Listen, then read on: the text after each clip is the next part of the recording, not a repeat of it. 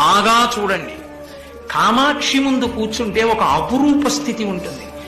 పరమ భాగవతోత్తములైన వారు కామాక్షి అమ్మవారి గుడిలో ఎదురుగుండా కూర్చుంటే ఆవిడ కళ్ళు తిప్పడం కనపడుతుందని చెప్తారు ఇప్పటికే పెద్దలు.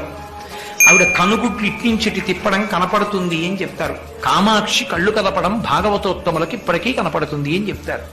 ఆ తల్లి అనుగ్రహం దేని చేత వర్షింపబడుతుంది అంటే ఆమె యొక్క కటాక్షము చేత. అంటే ఆమె కడగంటి చూపు చాలు ఎంతటి ఐశ్వర్యాన్నైనా ఇచ్చేస్తుంది.